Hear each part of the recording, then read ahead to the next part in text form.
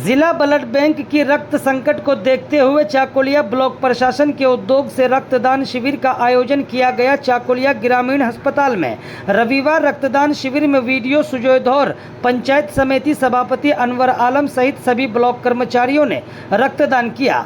आयोजित रक्तदान शिविर का शुभ उद्घाटन जिला परिषद सभाधिपति पंपा पाल ने किया। उनके साथ कई दिग्गज मौजूद थे।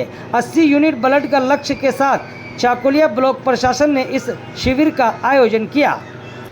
आज के चाकुलिया विधानसभार अंतर्गत এই গোয়ালপুকুর 2 ব্লকে ব্লক প্রশাসন এবং পঞ্চায়েত সমিতির যৌথ উদ্যোগে আজকে এখানে একটা বিশাল রক্তদান শিবিরের আয়োজন করা হয়েছে এবং মানুষ হচ্ছে সমাজবদ্ধ প্রাণ। একজন মানুষ অপর মানুষের সাথে থাকা এবং বিপদে সাহায্যের হাত বাড়িয়ে দেওয়া প্রত্যেকটা মানুষের কর্তব্য। এবং পৃথিবীতে আমাদের বিশ্বে যতগুলো দান রয়েছে সবথেকে বৃহৎ দান হচ্ছে রক্তদান।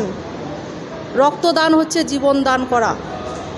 এবং আজকে এখানে আমাদের স্থানীয় জেলা পরিষদের সদস্য, আমাদের পঞ্চায়েত সমিতির সভাপতি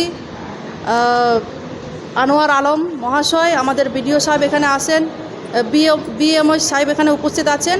এখানে সারাদিন ধরেই আজকে রক্তদান শিবির চলবে। প্রায় 80 জনের মতো এখানে আজকে রক্তদান করবেন। ডোনাররা এখানে এসেছেন।